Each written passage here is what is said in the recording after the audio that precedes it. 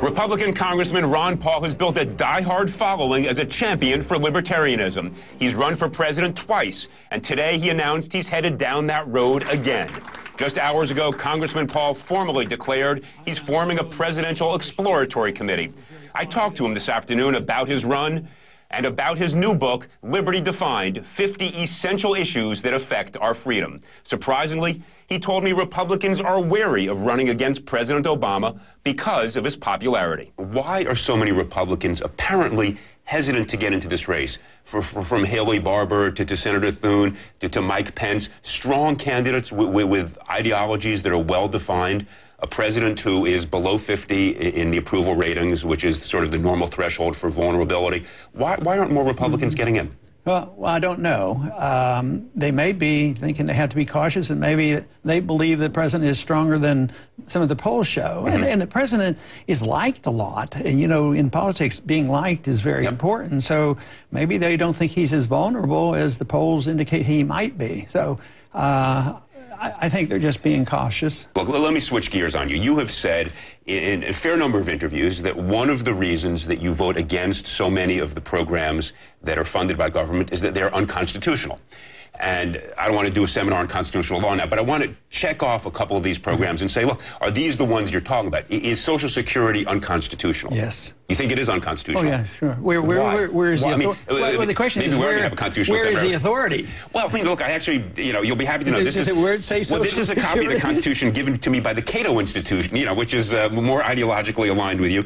I mean, there are the necessary and proper clause, which talks about Congress shall make all laws necessary and proper to pursue the general welfare. No, well, I mean, it's right here. It's right here in black. I mean, but where is it? It's at the end of Article 1, Section 8. Well, but wait. And Article 1, Section 8 lists 22 things that you can do, and anything necessary and proper to fulfill those authorities, you're allowed to do it. So it's there. And the General Welfare Clause is a gross distortion. I mean, you can do anything. Why did they have the 9th and 10th Amendment if the General Welfare says you can set up social insurance? I took my glasses on to read the Constitution, at least the Cato Institute version. Okay, Print's too small. But you're not saying the 9th and 10th Amendment make Social Security unconstitutional, are you?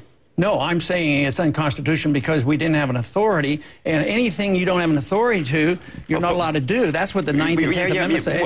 And they also has to do with states' rights. But I don't understand here. I mean, it says Congress shall have power to lay and collect taxes, duties, imposts, excises, to pay the debts and provide for the common defense and general welfare of the United States. I think the general welfare is saying maybe having an honest currency, maybe having free markets and property rights. That's general. But what you're talking about on general welfare is specific welfare. If you take care of the elderly at the expense of the poor, that's not general. That's specific. It's a transfer of wealth. Anything a transfer of wealth. Look, Congress, that's a little metaphysical for me because I think what we're talking about is the entirety of our senior citizens. Okay, so look. But it doesn't work either. Social Security, you think, well, okay, it's a separate conversation. I disagree. Social Security, you think, is unconstitutional. Absolutely. Okay, Medicare?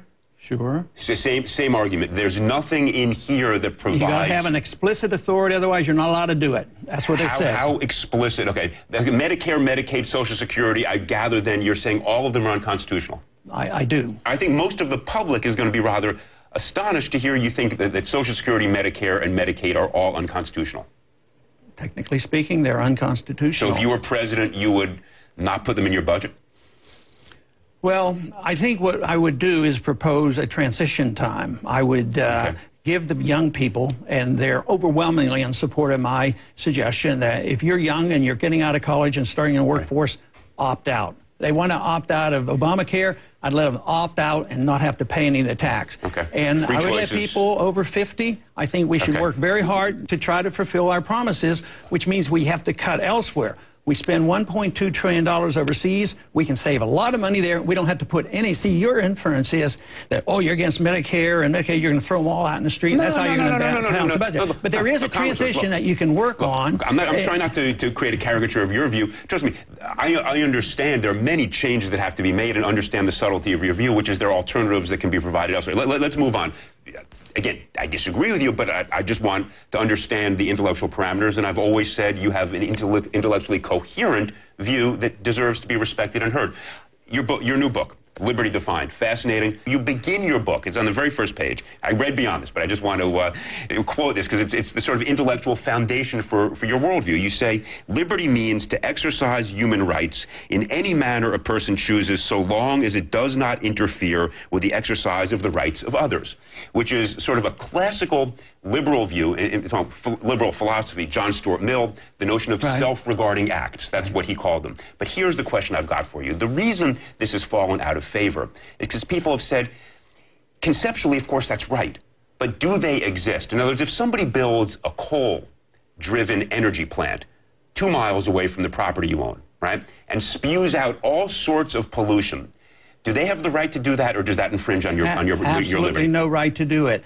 You know, freedom and property rights will take care of the environmental problems, because your neighbor can't come and dump his garbage in your yard. He can't destroy your water coming into your land. He can't dump a sewer in your air. So you don't have a right to do that under property rights and free markets. So you agree that there are interactions between what people do on their own property and others surrounding them that limit this notion of liberty as you acknowledge it. Well, yeah, I don't think you're limiting liberty. You're limiting people who are destroying your property or destroying your liberty. Doesn't mean that I can hurt you. So this is limiting their ability to hurt people. People then, when they get together to define the rules by which the other person can hurt you, to use your phrase, isn't that what government does? Yes, and very poorly, because in economic sense, what they do is they act with prior restraint. You're not allowed. We're not allowed to use prior restraint to restrain you on what you do on your TV programs. But people First think Amendment is different. But people think on economics it's different, and I say economics and personal liberty are one and the same. Let me continue this analogy. Let's say we know that the coal plant is going to spew up all that pollution. It's going to make the air here in New York City dirty and foul, cause asthma, all sorts of diseases. So we pass something called the Clean Air Act. That says power plants in the Midwest or down in North Carolina have to put in a certain type of technology to limit that pollution. Good or bad under your theory? Well, that's through a bureaucracy and conceptually good or bad? The method is bad because you can achieve you can achieve it with free markets. No, you can't. I was raised in. How do you achieve it through free markets? Because you go to court and you say you can't do it. And after tort, and there's tort law, and when you find out that you're liable for putting garbage in somebody else's yard, they don't do it. But wait a minute. What you're saying is the notion of having the people here in New York sue the power plants in North Carolina, wherever it may be, because of that. The pollution here causes asthma and all that stuff. You like that notion. What you quibble with is having the EPA do it or having private lawyers, and you'd rather have private lawyers. No, not really. You just said that. You said that's how the private market does it. Let me get a word in. I was raised in Pittsburgh, and it was black skies during the 40s. And it was all cleaned up before the EPA. Because of local property rights and city ordinance, they said, you can't do it anymore. The rivers were polluted. They were cleaned up before the federal government ever got involved. No, first of all, that's not the case. And I can tell you that because you look at the history of the Clean Air Act, and I'm the one who brought the lawsuits, but here's the problem. Do you know how it was cleaned up?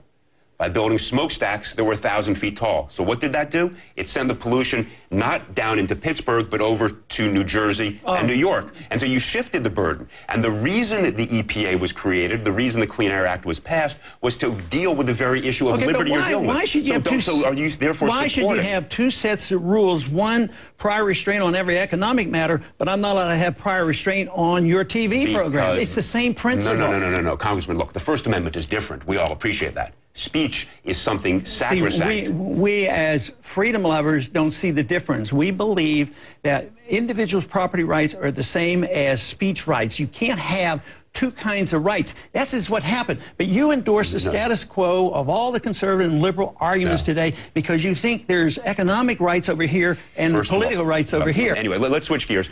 Why are you running? I want you to have your fair shot explaining to the public why you should be the President of the United States. I am determined to counteract many of the fallacies that you have just stated. That is my goal in life. Because you speak for the status quo so clearly that you motivate me. I say, there is our problem. The notion that I'm viewed as the status quo, the folks out there think I'm anything but that. But anyway, Congressman, it is always a joy to have you here, an intellectual sparring session. Thank you so much, and congratulations and good luck. All right, very good. Thank you. Thank you. You know, I got to say, it's always fun to talk to Congressman Paul. And if you'd like to read an excerpt of Congressman Paul's new book, go to our blog, cnn.com/inthearena. Next,